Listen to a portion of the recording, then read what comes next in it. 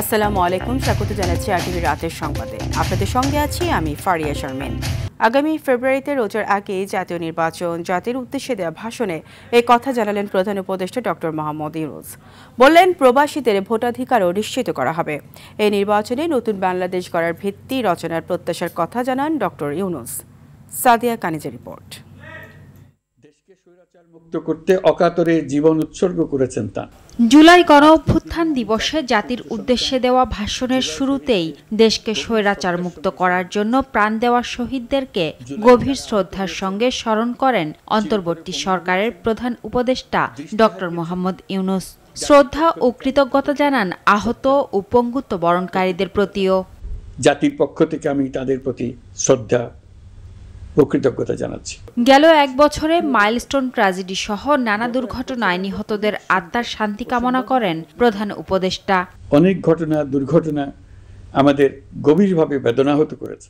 সংস্কার এবং জুলাইয়ে মানবতা বিরোধী অপরাধের বিচার কাজ দৃঢ়ভাবে এগিয়ে যাচ্ছে উল্লেখ করে ডক্টর ইউনূস বলেন, ইতিহাসের নির্মম হত্যাযজ্ঞে জড়িতদের বিচার বাংলার মাটিতেই হবে। শিগগির জুলাই সনদেও স্বাক্ষর হবে। বিচারের আনুষ্ঠানিক শুনানি পর্ব শুরু হয়েছে। ইতিহাসের নির্মম হত্যাযজ্ঞে যারা জড়িত তাদের বিচার এদেশের মাটিতে হবেই।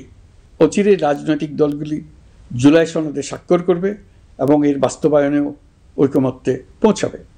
জুলাই সনদ বাংলাদেশে সুষ্ঠুভাবে ক্ষমতা হস্তান্তর, জবাবদিহিমূলক রাষ্ট্রীয় প্রতিষ্ঠানগুলোর স্বাধীনতা ও সক্ষমতা, নাগরিক অধিকারের সত্যিকারের বাস্তবায়ন, রাষ্ট্রীয় সম্পদ ও সামর্থ্যের ব্যবস্থাপনা নিশ্চিত করবে।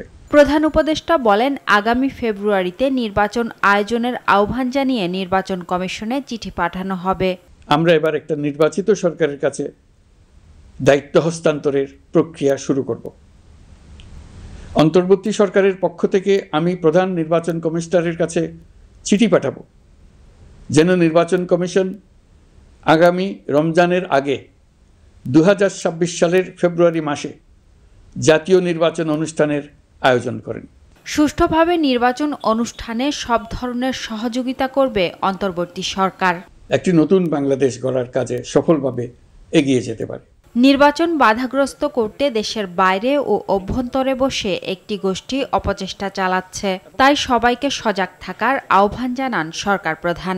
কোনো দল যদি গায়ের জোরে নির্বাচিত হয়ে ক্ষমতায় আসে, তার চূড়ান্ত পরিণতি কি তার জুলাই অভ্যুত্থান আমাদের দেখিয়ে দিয়েছে। সাদিয়া কানিজ, আরটিভি, ঢাকা।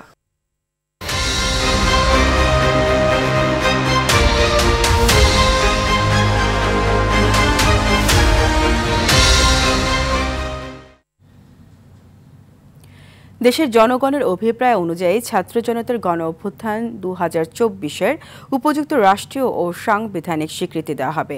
বিকেলে জাতীয় সংসদের দক্ষিণ প্লাজায় জুলাই ঘোষণাপত্রে কথা বলেন প্রধান উপদেষ্টা ডক্টর প্রফেসর মোহাম্মদ ইউনূস।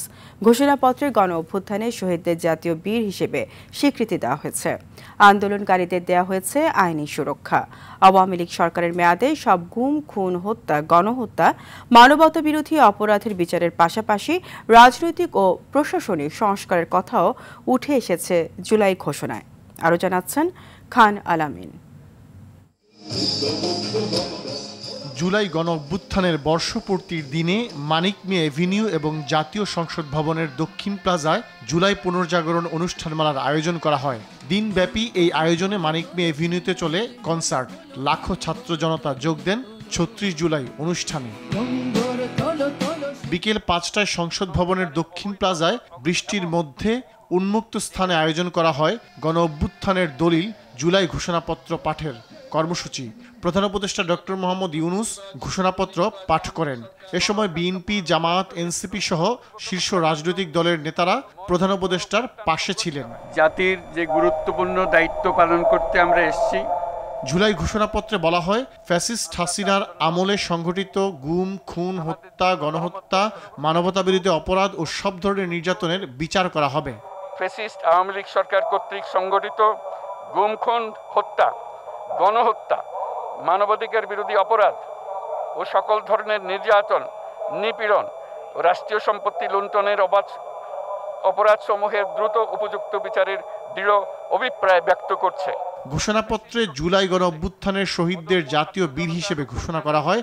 বলা হয় আন্দোলনকারীদের আইনি সুরক্ষা দেওয়ার কথা। বাংলাদেশের জনগণ জুলাই জনগণের সকল শহীদদের জাতীয় বীর হিসেবে ঘোষণা করে শহীদদের পরিবার, আহত যোদ্ধা এবং আন্দোলনকারী ছাত্র জনতাকে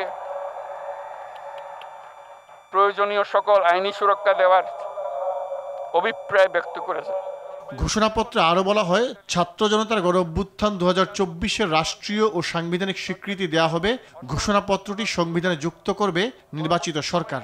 বাংলাদেশের জনগণ এই অভিপ্রায় ব্যক্ত করছে যে ছাত্র গণঅভ্যুত্থানের 2024-এর উপযুক্ত রাষ্ট্রীয় সাংবিধানিক স্বীকৃতি প্রদান করা হবে এবং পরবর্তী নির্বাচনে নির্বাচিত সরকারের সংস্কারকৃত সংবিধানের তফসিলে এই ঘোষণাপত্র সন্নিবেশিত করা হবে।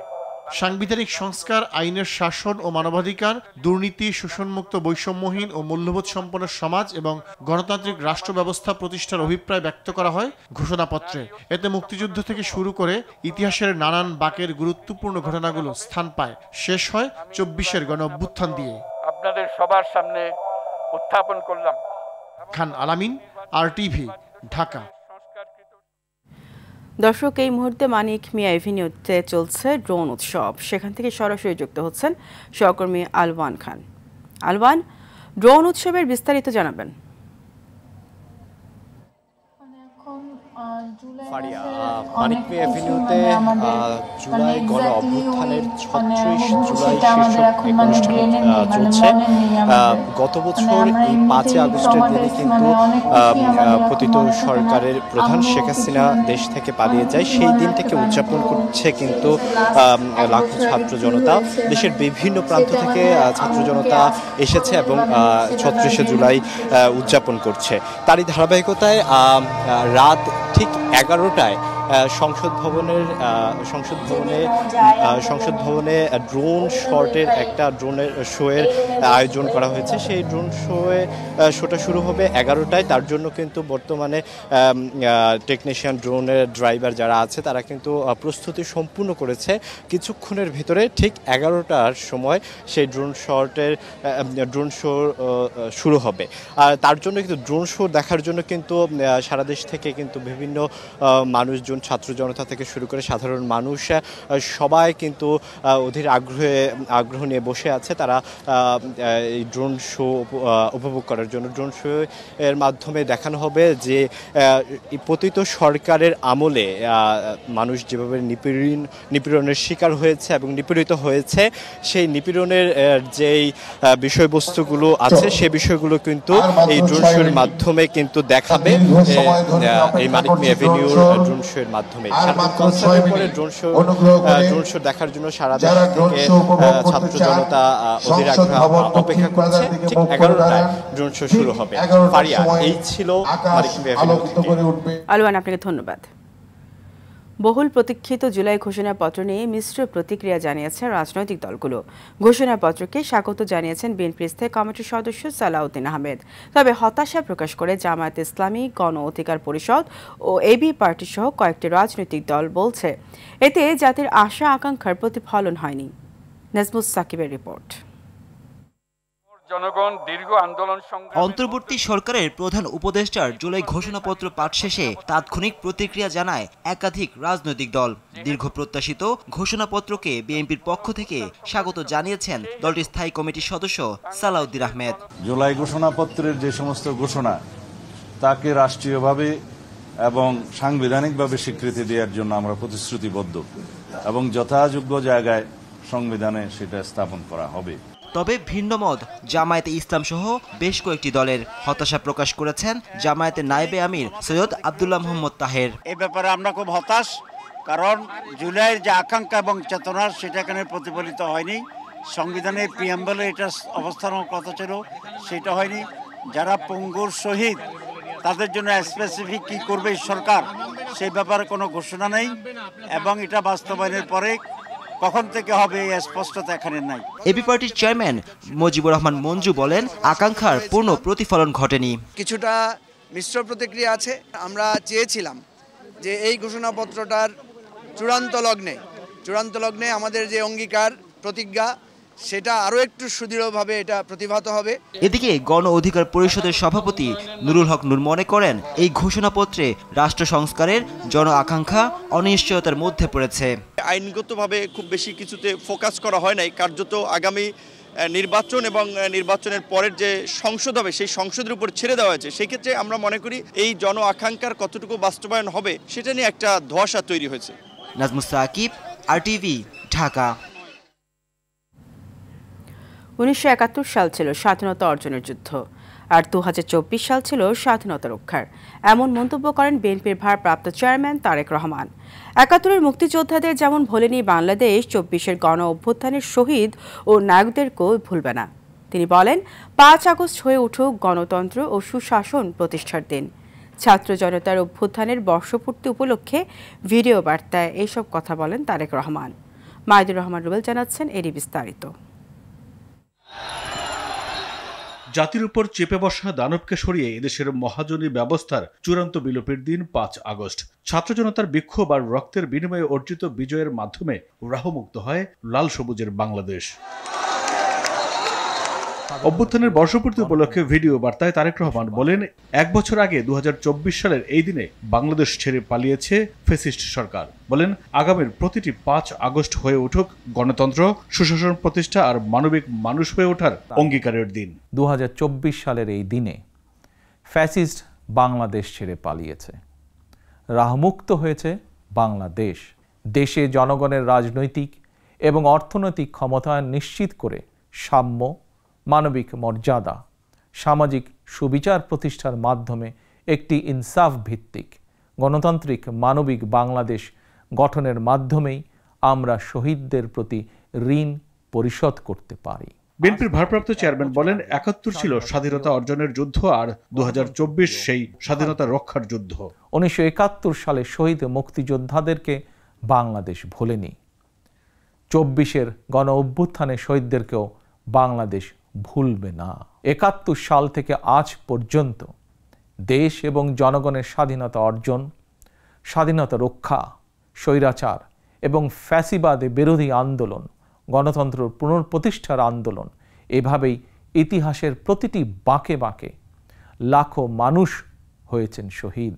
তিনি বলেন, 21 শতকের এই বাংলাদেশে পলাতক স্বৈরাচার এক বিভীষিকার রাজত্ব কায়েম করেছিল।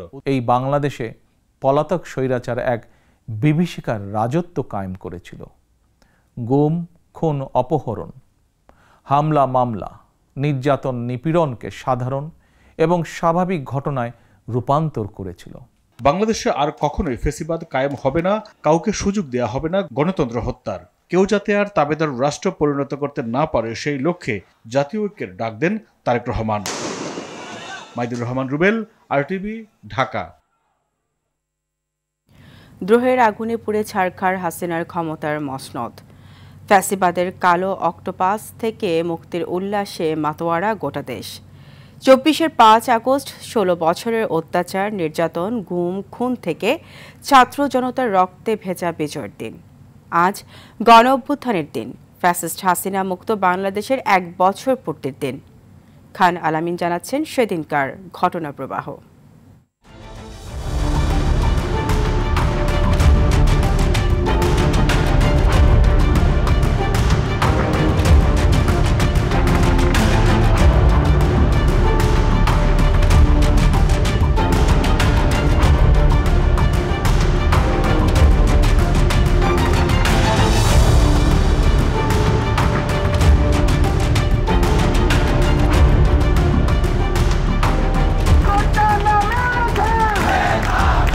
রাজাকার নাতিপুতিরা সবকিছু পাবে, মুক্তিযোদ্ধারা পাবে না।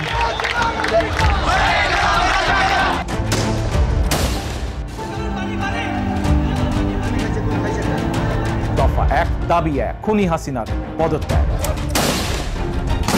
কি অপরাধটা কি করেছে? বাংলাদেশ থেকে তার পতন করতে হবে। মুক্তিকামী জনতাকে ঢাকার উদ্দেশ্যে রওনা হওয়ার জন্য আমরা আহ্বান জানাচ্ছি।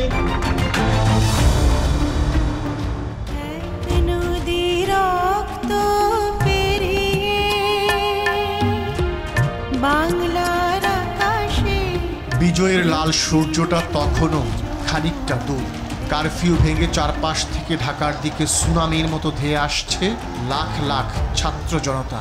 16 বছরের অত্যাচার, নির্যাতন আর লাল জুলাইয়ের সন্তানের বুকে রাষ্ট্রীয় বুলেটের আঘাতের পর ছাই চাপা দ্রোহ আগ্নেয়গিরির মতো জ্বলে উঠেছে।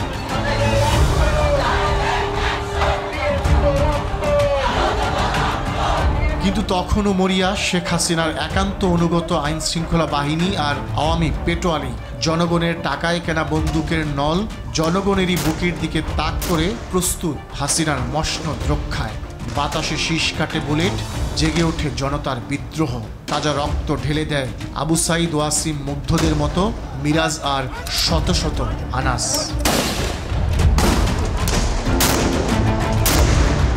ঢাকার চারদিকে গুলি গুলি আর গুলি। সেই গুলি বুকে নিয়ে হাসিনার ক্ষমতার মসনদ তাসের ঘরের মতো গুড়িয়ে দিতে দৃপ্ত পায়ে এগিয়ে চলছে ছাত্র জনতা। সবার গন্তব্য একটাই, গণভবন। সেনাবাহিনী তখন আর জনগণের বিরুদ্ধে নেই, তারা আর গুলি ছোড়ে না। পুলিশ, বিজিবি আর র্যাবের বিরুদ্ধে প্রতিরোধ গড়ে বিজয়ের মুহূর্তকে ছোঁয়ার কাছাকাছি সবাই। দুপুরের দিকে হঠাৎই খবর ছড়িয়ে পড়ে জাতির উদ্দেশ্যে ভাষণ দেবেন সেনাবাহিনী প্রধান। কারো আর বোঝার বাকি নেই, পরাধীনতার শিকল ভাঙার স্বপ্ন এবার সত্যি হতে চলেছে। ইন্টারিম গভর্নমেন্ট আমরা ফর্ম করব। ছাত্র জনতার বিজয়ে চুরমার হয়ে গেছে শেখ হাসিনার ভীষণ 41। ক্ষমতার চেয়ার ছেড়ে ছোট বোন রেহানাকে নিয়ে কোনো রকমে পালিয়ে গেছেন ভারতে।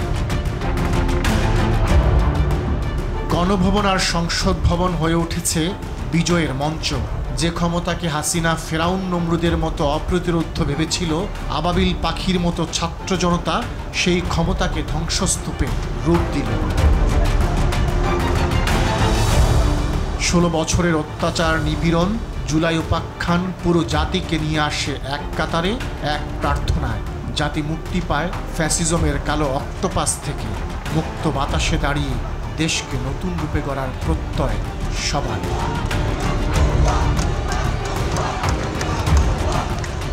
খান আলামিন, RTV। গণ অভ্যুত্থানের এক বছরেও তেমন দৃশ্যমান হয়নি জুলাই আগস্টে সংঘটিত গণহত্যার বিচার, যা নিয়ে বরাবরই ক্ষোভ জানিয়ে আসছে শহীদ পরিবারগুলো। এদিকে যৌক্তিক সময়ে সঠিক বিচার করতে সর্বোচ্চ চেষ্টা করার কথা জানিয়েছে আন্তর্জাতিক অপরাধ ট্রাইব্যুনাল। জুলাই গণহত্যার বিচার ও এর অগ্রগতি নিয়ে GM মাহমুদের রিপোর্ট।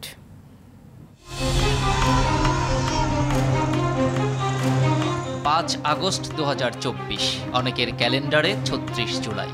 অন্যায়, অবিচার ও শৃঙ্খল থেকে বেরিয়ে ছাত্র জনতার বাঁধ ভাঙা উচ্ছ্বাস, রচিত হয় দেশে এক নতুন ইতিহাস। এ বিজয় এমনি এমনি আসেনি, কেড়ে নিয়েছে 1400-র বেশি প্রাণ, আহত করেছে 25,000-এরও বেশি মানুষকে। তবে এ মুক্তির এক বছরেও আশানুরূপ দৃশ্যমান হয়নি খুনিদের বিচার। দরকার নেই কোনো বিচারের। আমার সন্তানটা শহীদ হয়েছে বৈষম্য বিরোধী একটা দেশ গঠনের জন্য, কোথাও তার কোনো প্রকাশ দেখছি না।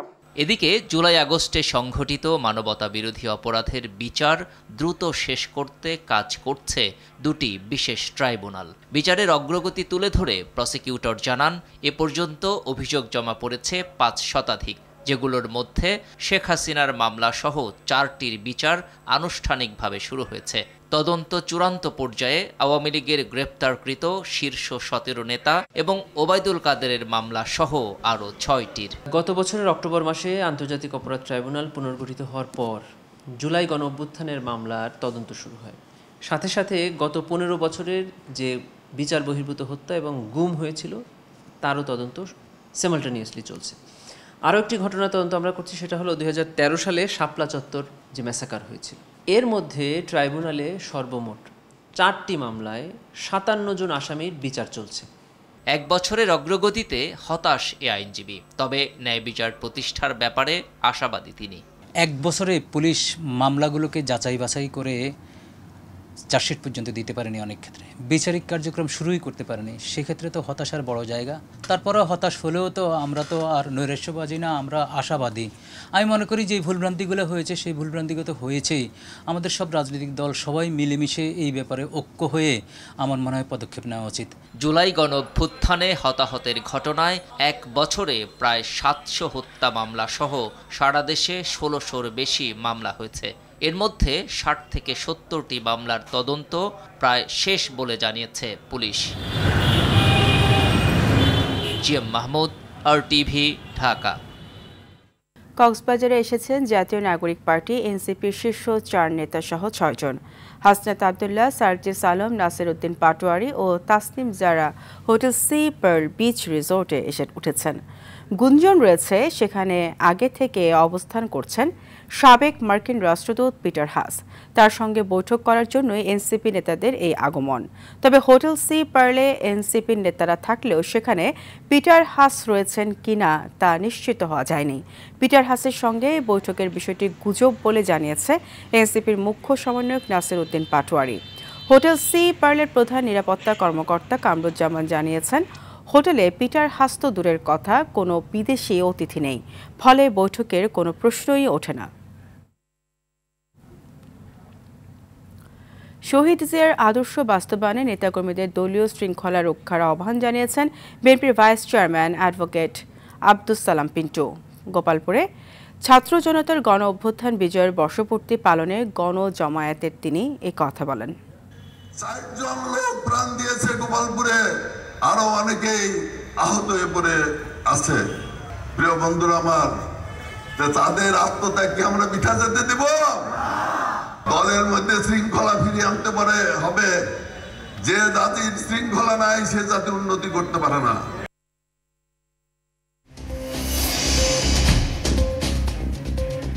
রাতের সংবাদ এ পর্যন্তই। মধ্যরাতের সংবাদ 1টায় দেখার আমন্ত্রণ রইল। ধন্যবাদ সবাইকে।